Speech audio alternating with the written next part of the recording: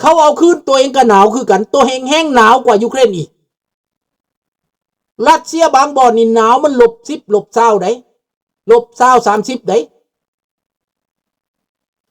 ถ้าไปเฮ็ดกับซีเบเรียนี่นะ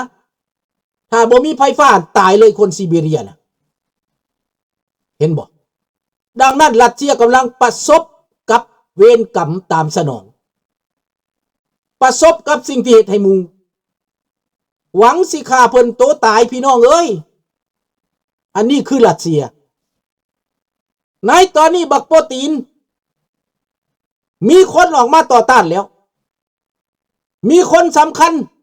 ที่ว่าบ่ย่านโปตีนแล้วสามารถเว้าได้เป็นนายพลใหญ่กว่าโปตีนอีกเป็นผู้เคยสนับสนุนโปตีนแต่ตอนนี้ออกมาคัดค้านงดโตแล้วแม่นบ่จอนสิขี้โมไปฮอดไสก็หมดโตแล้วอยู่บ่ได้แล้วเว้นกรรมตามสนองแล้วพี่น้องเอ้ยลูกปืนกระเบิดไปขนมาจากเกาหลีเหนือไปเอาเกาหลีเหนือมาลบไปเอาจีนมาลบไปเอาอิหร่านมาไปเอาของอิหร่านมาก็หมดถ้าว่านาโตถ้าว่ายุโรป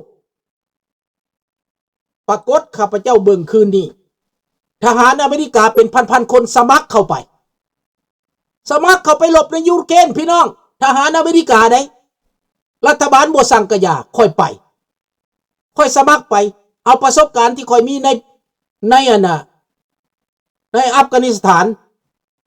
เอาประสบการณ์ในอิรักเอาประสบการณ์ในบ่อนสนามรบต่างๆไปให้ยูเครนไปร่วมมือกับยูเครนเขาบ่มักรัสเซียเขาบ่มักการกดขี่ข่มเหงเขาบ่มักความเป็นธรรมนี่แหละได้พี่น้องดังนั้นยูเครนได้ทหารไปแล้วข้าพเจ้าไปเบิ่งอีกข่าวหนึ่งว่าA10เฮาบ่เคยได้ยินจักเทื่อว่าA10ไปตกยูเครนยามใดอเมริกาเอาA10ให้4คันใน4คันนั้นเป็นคันเก่าที่เขาบ่ใช้แล้วยูเครนขอเอาไปเก่ากะยาเจ้าทิ่มแล้วก็ตามค่อยขอเอาไปแปลงเอาขอไปซ่อมเอาอเมริกาก็ให้4คันเอาไปเจ้าอยากซ่อมก็ซ่อมเอาของบ่ใช้เราได้นี่ได้บ่แม่นของใช้ได้ของบ่ใช้ได้ตัดเป็นเปียสเอาไปได้ปีกเอาออกอันหยังก็ออกเอาไปประกอบใหม่ใน4คันนั้นยูเครนเขาประกอบเปียสต่างๆเอามาเข้าเป็นคันหนึ่งติดอาวุธขึ้นไปไล่ยิงขบวนการของรถรัสเซียมา60คันA10เจินลงไปตรดใส่รถถังมูลด้วยปุ้ยขบวนการแตกซะทหารอาซอฟไล่ล่าโยนA10คันนั้นสุดท้ายก็บ่รอดถึกยิงปีกซอดไปหลายบ่อนปืนกลเขายิง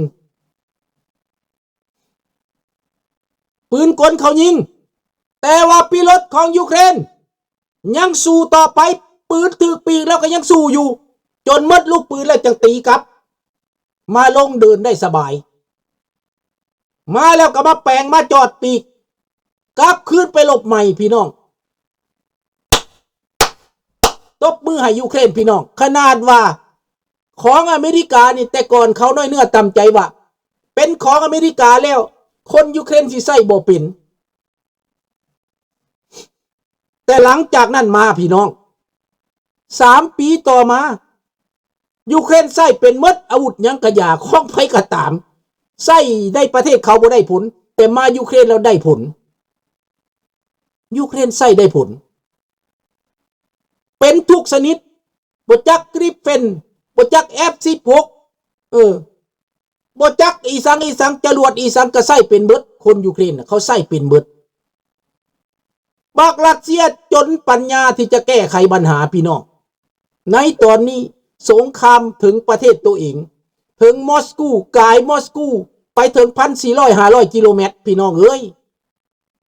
ไกลปานใดเขาก็ยังไปทำลายได้นี่คือความเก่งกล้าสามารถของทหารยูเครนถึงว่าน้อยแต่น้อยมักเพชรขี้หนูถึงว่าน้อยแต่น้อยหมิ่น เสือจะกินเหม็นบ่ได้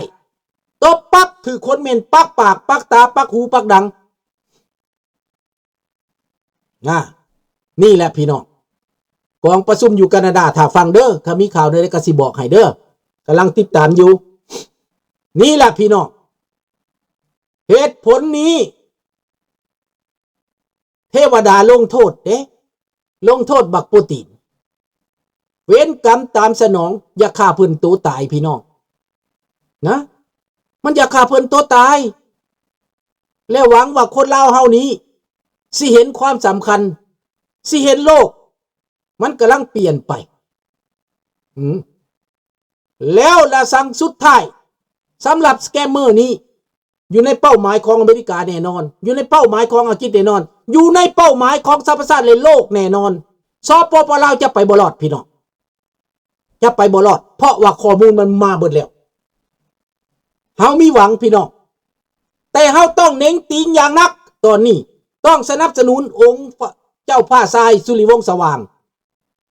ข้าพเจ้าบ่ได้ไปว่าสิไปร่วมงานนำพี่น้องมุ่งบุญกินเจียงแต่ย้อนว่าเหตุผลว่ายุ่น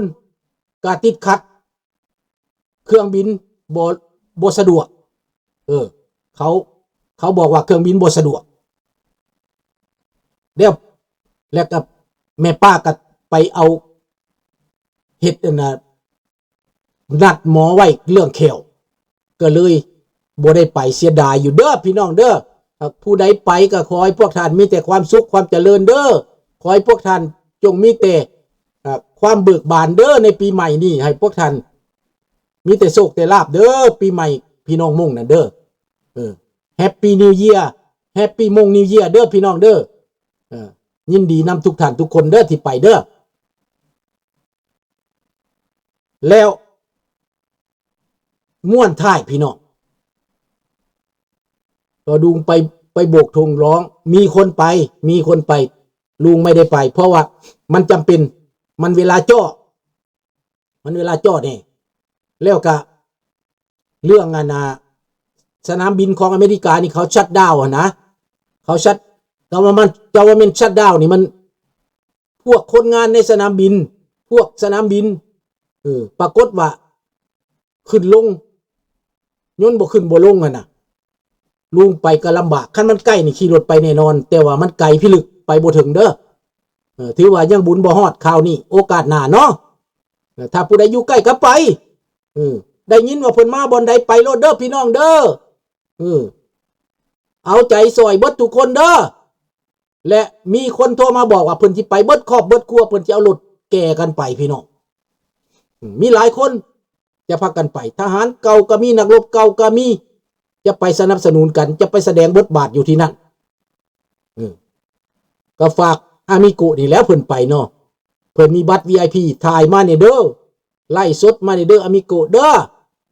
ถ่ายมาให้เบิ่งแน่อยากไปเต็มที่เนาะเอากับมื้อนี้ก็สิมีเท่านี้แล้วอำลาพาจากขอให้ทุกคนจงโชคดีอยู่ดีมีแฮงนอนหลับฝันดี Good night Thank you Bonne nuit Au revoir à la prochaine Merci beaucoup Thank you very much บายบายขอบคุณมากๆครับราตรีสวัสดิ์นะครับ